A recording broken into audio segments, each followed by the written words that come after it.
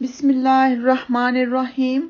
अस्सलाम वालेकुम वरहमतुल्लाहि वबरकातुहू।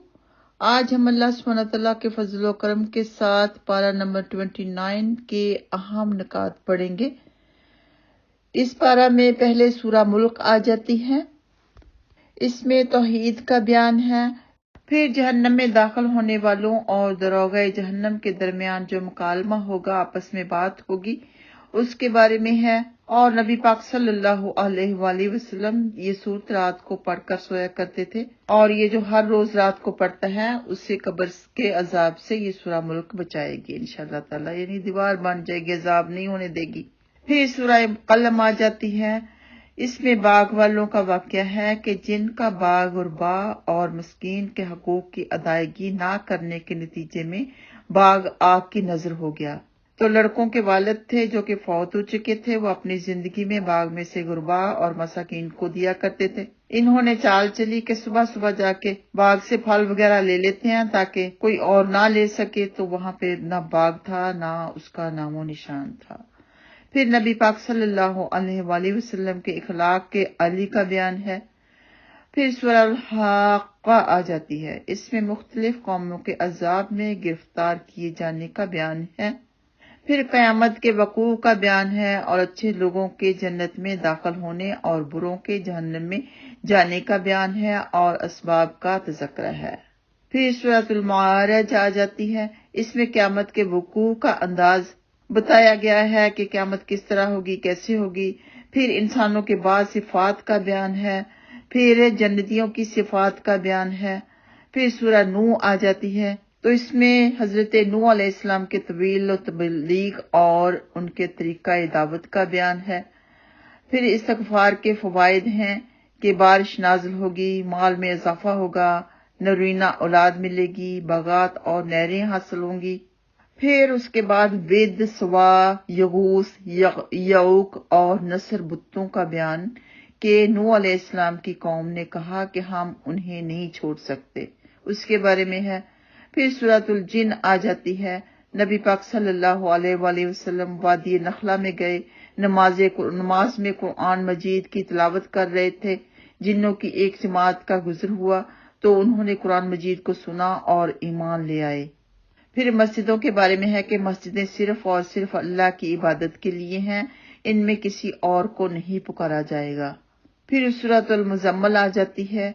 नबी करीम सल्लल्लाहु अलैहि वसल्लम की इबादत का हाल बयान किया गया है कि आप पूरी रात इबादत करते थे, चुनांचे आप पर पाबंदी लगाई गई कि पूरी रात इबादत ना करें।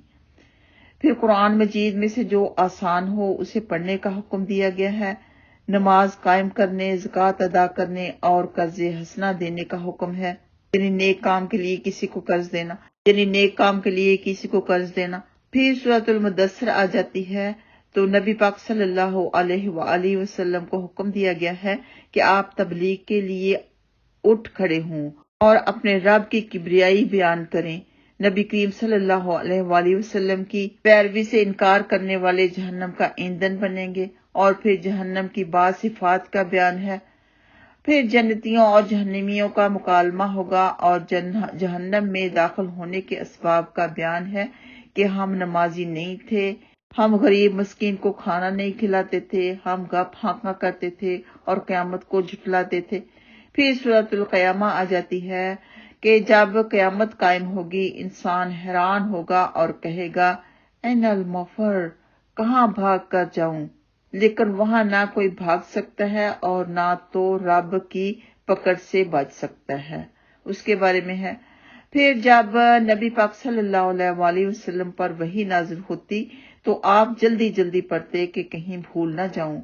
अल्लाह सुब्हानहू व तआला ने फरमाया, ए नबी करीम सल्लल्लाहु अलैहि वसल्लम, आप जल्दी ना करें बल्कि गौर से सुने।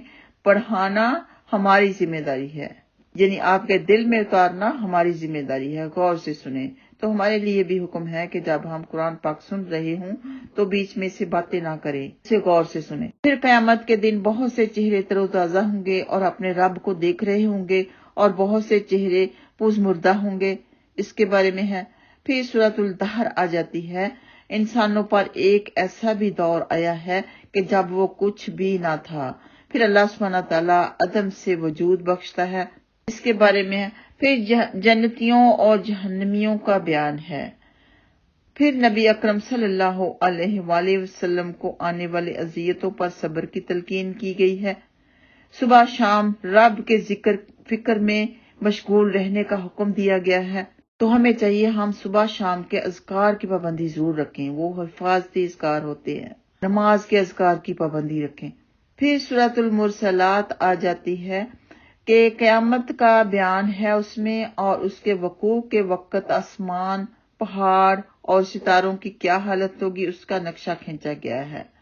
قیامت کے وقوع، مجرموں کو دبوچ لیے جانے، انسان کی پیدائش، زمین کو بنایا جانا، اس میں مضبوط پہاڑوں کا رکھنا، اور پھر جہنم کے شعلوں کا بیان، کافروں اور مشرکوں کا قیامت کے دن نہ بولنا، اور ان کے علاوہ اور بہت سی چیزوں کا تذکرہ کرتے ہوئے بار بار یہ کہا گیا کہ ان واضح چیزوں کے جھٹلانے والوں کے لیے تباہی ہے، اور یہ بات تقریباً 10 مرتبہ دہرائی گئی ہے اس صورت میں، اور آخر میں کہا گیا ہے کہ اگر تم ان باتوں پر ایمان نہیں رکھتے تو پھر کس بات پر ایمان لاؤ گے؟